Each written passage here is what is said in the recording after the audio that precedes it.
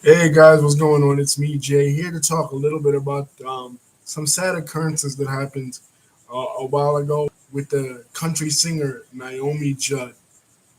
Naomi Judd is from the famous Judd family. Even her husband, Larry Strickland, he sang with Elvis Presley back in the day. She sang with her sisters. She had a lot of hits in the 1980s. Hey Lisa, what's going on?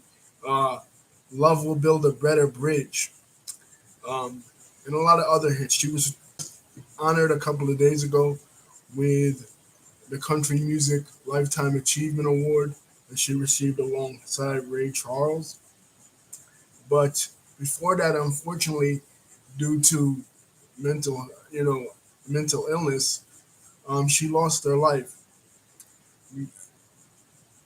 Many people believe that it was due to the medicine that she was taking, which was lithium, which was causing her, which can cause edema, suicidal thoughts, and other mental impairments.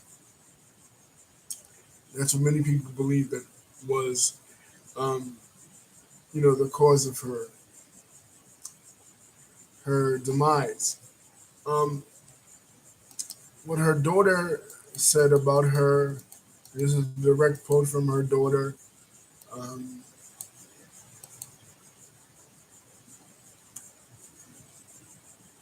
Today we as sisters experience a tragedy. We lost our beautiful mother to the disease of mental illness. We are shattered and we are navigating profound grief and know that we loved her. She was loved by the public. We are in unknown territory.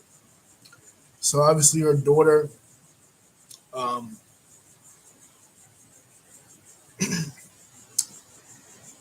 expressing her grief that her mom, has passed away. Um, Going through some of her hits.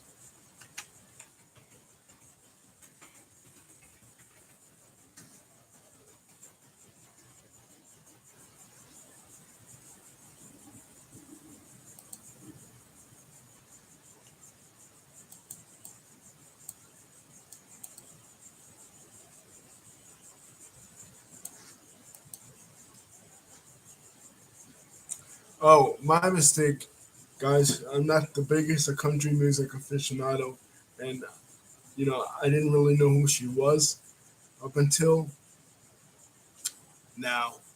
But it was actually the daughter who was in the group with her, and it was the mother daughter team, not sisters. Okay, so some of her hits was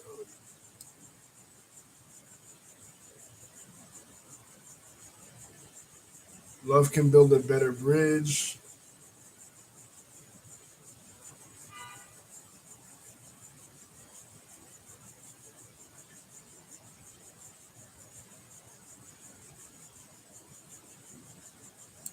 What we need in the world now is love.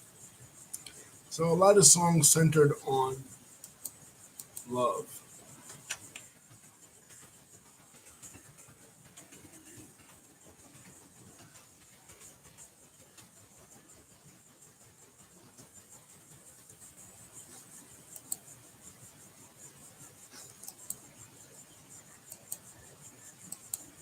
Girls Night Out, 1994.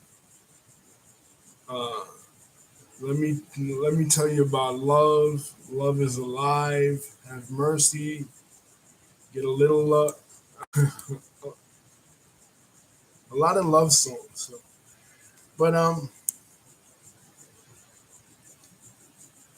Lisa says in 1991, after selling more than 20 million albums, the video in over 7 years, the Judds came in an abrupt end when Naomi Judd was diagnosed with hepatitis C. Oh wow! So apparently, she led a very tragic. She had a tragic life. I know she had a brother that he died in a car crash as well. Wow. You know, it's just really something how I always say this, guys, but if you're dealing with a mental health issue, please seek help.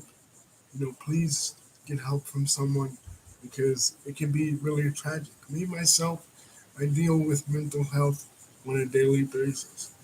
I deal when it comes to separation anxiety, abandonment anxiety, loneliness, depression, and sometimes feeling really apathetic and um, an overall malaise overcomes my personality personally.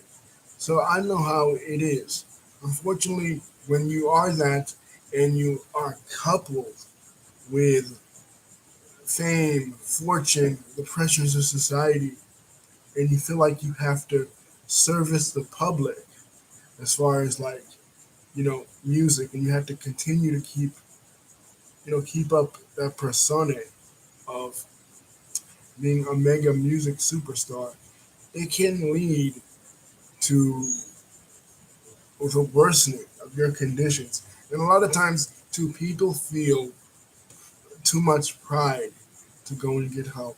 People feel too much like, oh, I'm not going to get help because I don't need it. I don't want to express myself to other people. I don't want to talk about my issues to other people. I don't want to open up to other people.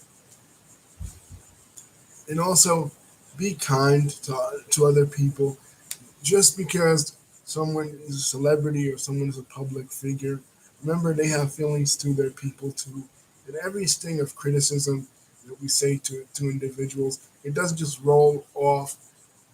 roll off like water on a duck's back, guys. It hurts, it's hurtful, and it can be potentially harmful to that person.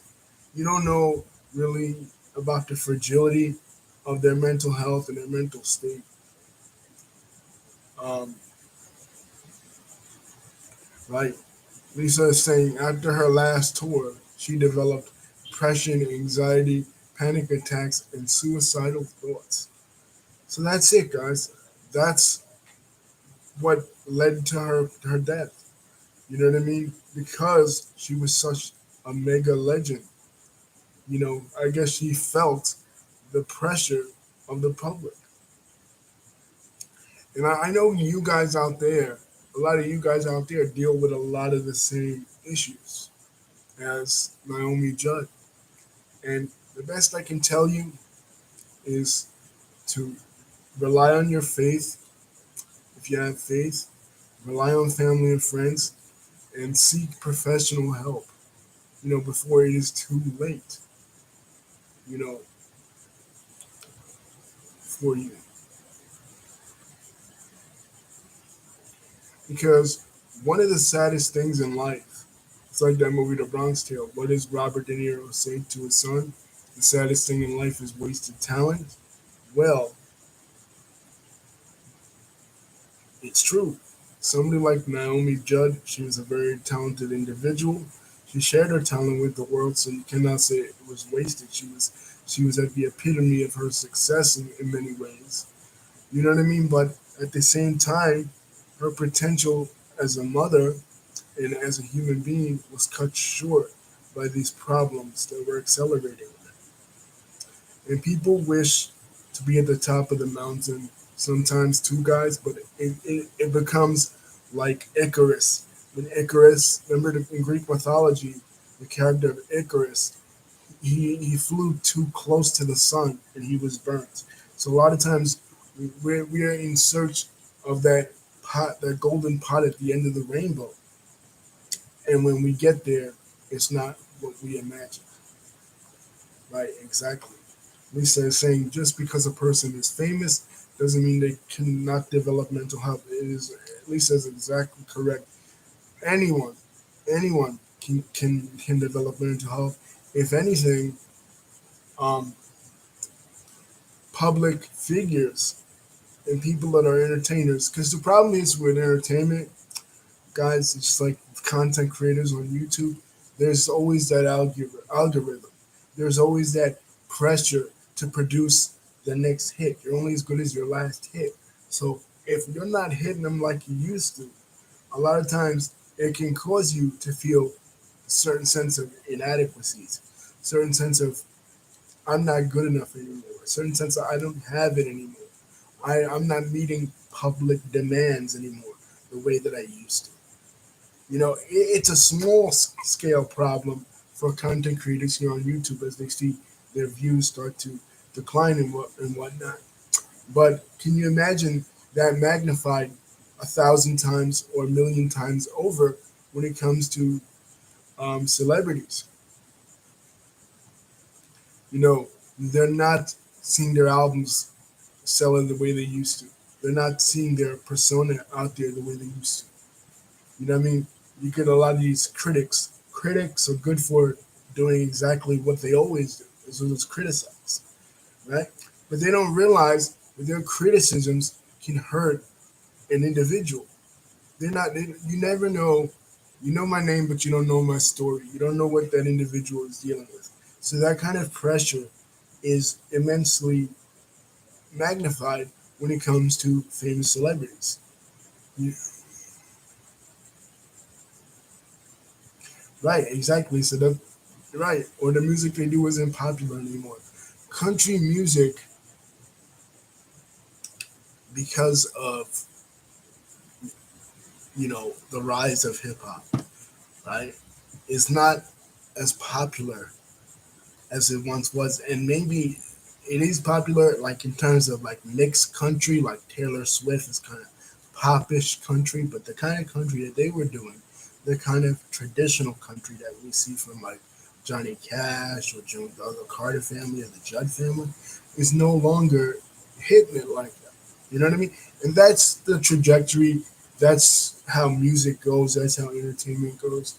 But some people are not equipped to handle the ups and downs of of life in an ever capitalistic and ever more greedy music industry that is really ruthless.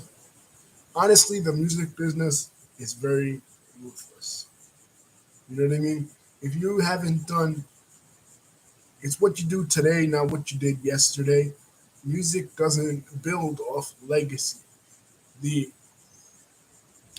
the the level of history retain um,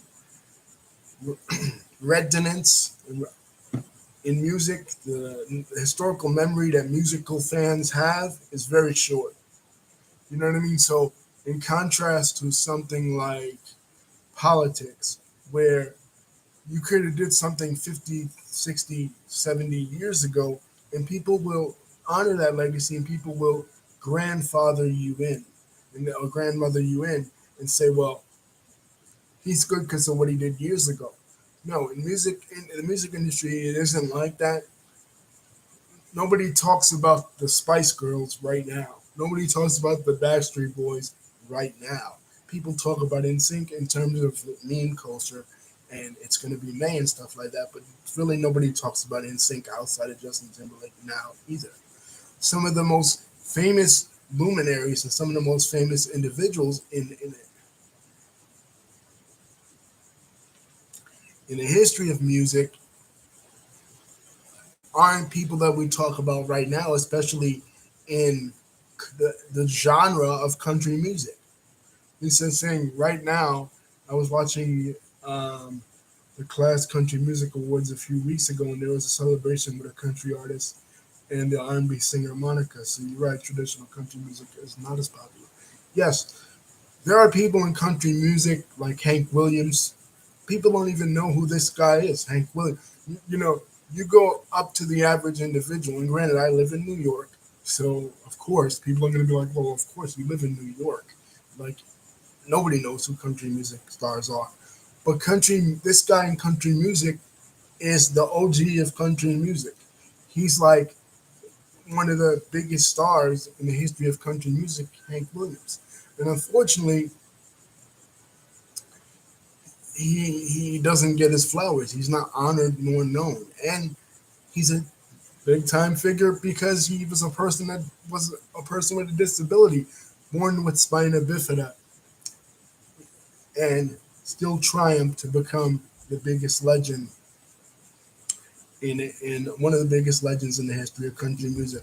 Another person, Conrad Twitty. Another person, Hank Williams, Lisa.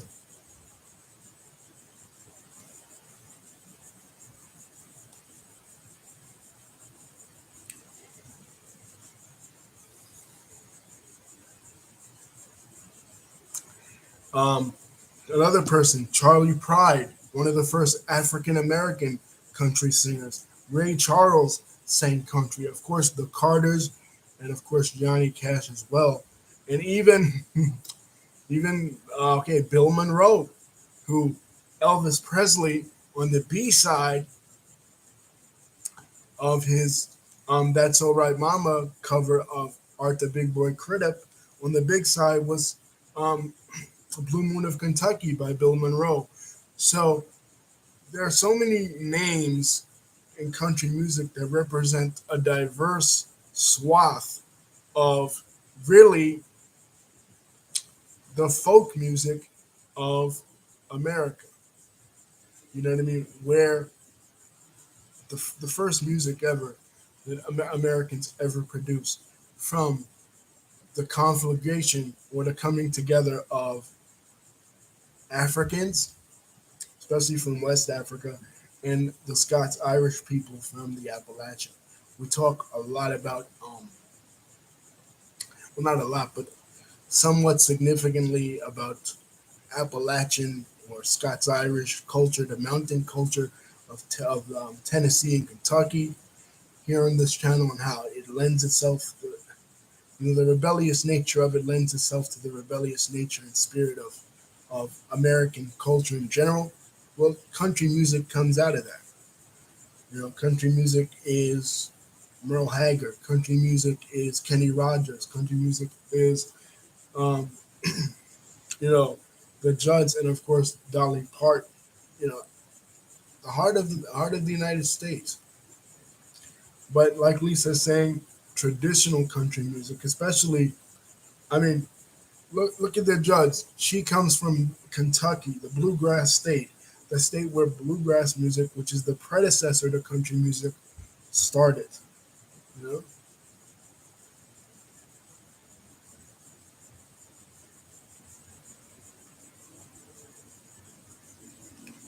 where people started. That's where people started to play the banjo, right?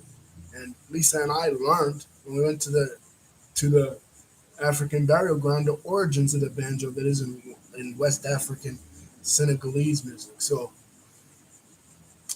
because the Appalachian region was a mountainous region and the soil wasn't that good, it was depleted. So it wasn't like the big plantation um, economies of like South Carolina or Florida or Alabama or Louisiana. It was mountain region. So African Americans and whites, they didn't. It wasn't a huge slave-based economy, so they got together more often, and well, they made beautiful music together, and that's what country music comes out of. But unfortunately, in this country, uh, that's not. Rec- yeah, Lisa sang American Idol for the longest time, including Kelly Clarkson, the first um, American Idol ever. But that's because Lisa, American Idol goes to a lot of these rural communities where country music still is alive and well. You still have um, country music is still not selling a lot, not in terms of making money, not in terms of a capitalist venture, uh, but in terms of what rural America likes. In terms of what the American people, especially rural America, which is the majority of America, because America is a very rural country. People from New York and California, we don't really see that. We see America as more of an urban society, but that's because we live in New York and California. The flyover states or the middle of America,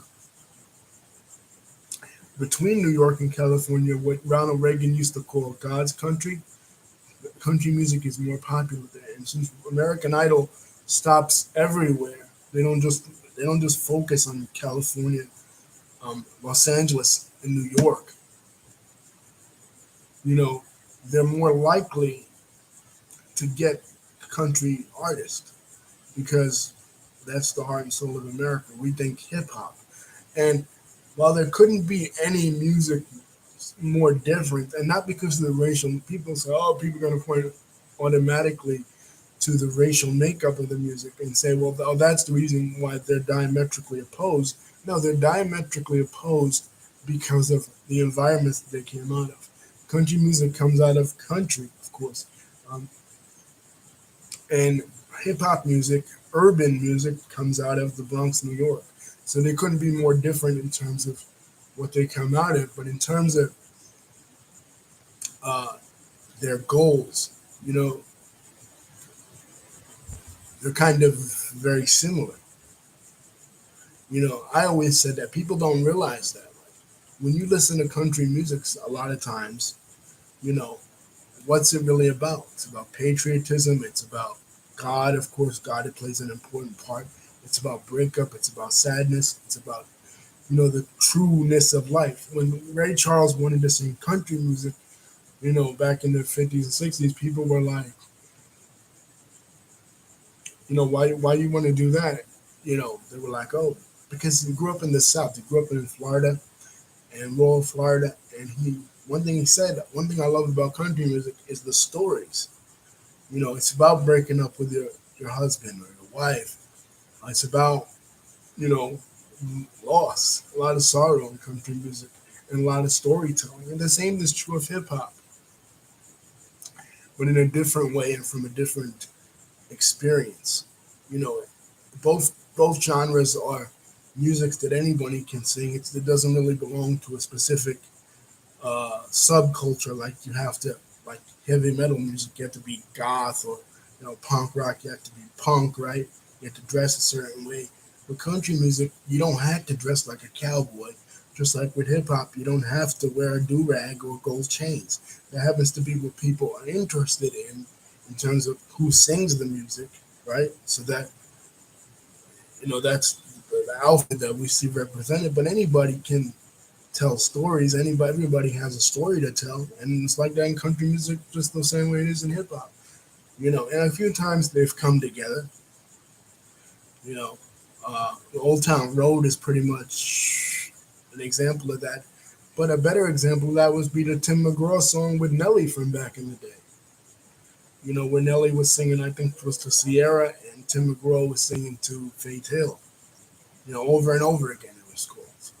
There have been a few times um, where country music has met with hip hop, and it has not been, you know, crappy. Old Town Road, I think, is a bad example because that that's more making fun, or as the British people would say, taking the piss out of, um, you know, the stereotypes associated with country music, like cowboys and stuff. But country didn't start off as cowboys. Remember, we weren't out west until like the 1870s. You know what I mean? Like after the Civil War, and that became the country western singing cowboy became a stereotype in Hollywood in the 1930s with Gene Autry. You know what I mean? So before that, it was based mostly in the South and African Americans and even Mexican Americans, because you did have, um, you know, a lot of a lot, but a few Mexican American country singers like Freddie Fender, who sang that song, "Wasted Days and Wasted Nights."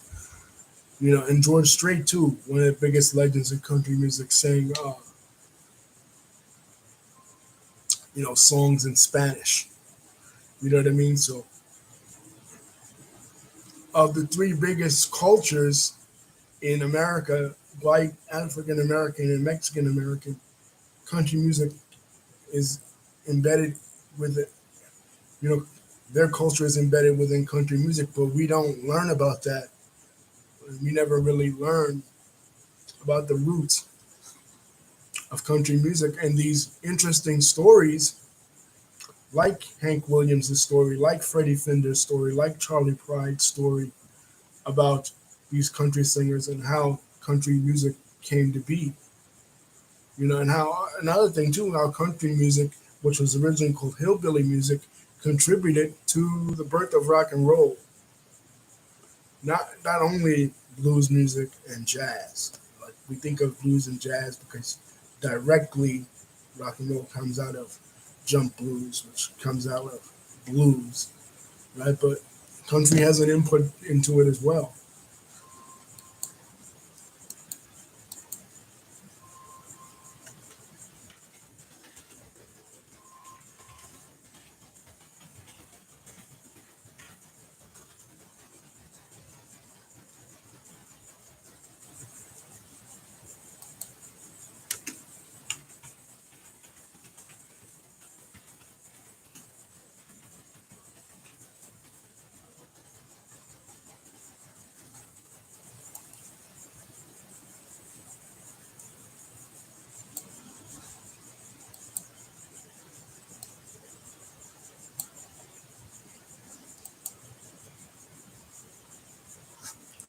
Uh, one of, I was trying to think of it. Sorry, guys, I had to look it up.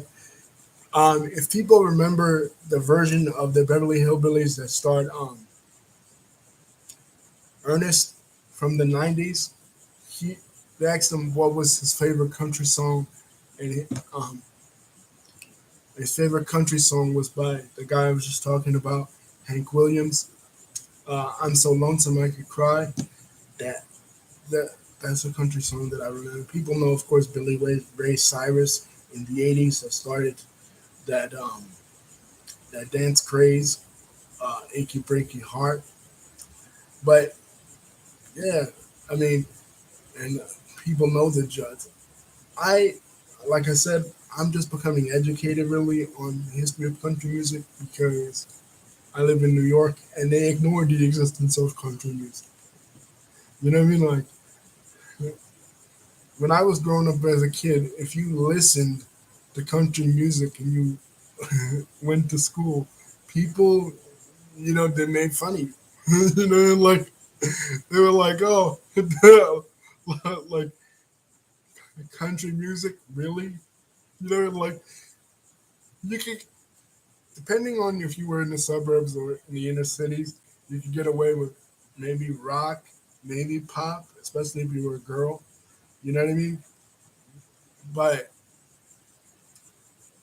even that, not really. Like, you know what I mean? Music, the history of the music industry is very segregated in this country, kind of like everything else. You know what I mean? So people people don't really feel like they want to hop the fence. When it comes to steal a phrase from Sergeant Pete, they don't feel like they want to hop the fence when it comes to listening to other types of music or be open minded to other types of music. You know what I mean? I remember when I used to like Kid Rock. I ain't gonna front in the '90s before he became a crazy Republican and became uh, racist. And when he did that song "Picture" with Sheryl Crow, um, I was just like, you know, yeah, the stigma of listening to country music. I'm like, oh, I can't listen to this country music shit. Because to me, again, growing up in New York and knowing cursory knowledge of the Civil War, in my mind, I associated uh, the country music with hillbillies, country music with racists, and there is that. You know what I mean? That does exist. You know what I mean? But that's not the only side to it. There is another side to it. There is another world to it that is completely closed off from us as people of color and as people from an urban environment, a northeastern life, in New York because of our ignorance, because we want to associate it with racism. It's kind of the same thing like when uh, guys, men don't want to listen to a female artist because, oh, I don't want to be perceived as gay, right? So people have this, this ignorance when it comes to music. And it's just like there is so much out there in so many different styles. And yeah, you can like what you like and dislike what you don't, dislike. But don't shut yourself off from someone whose music may be, good just because it is it doesn't fit into your social circle. Yeah, I know. Open yourself up to more. Anyway, guys, don't forget to like, comment, and subscribe. Hit the bell button. See when my next video is coming out. Love y'all. And thank you, Lisa, for contributing and helping me out. Rest in peace to Naomi Judd. And open yourself up if you want to and if you like to. Just don't be so close minded when it comes to different styles of music because we live in this great mosaic society, mosaic of culture. Peace.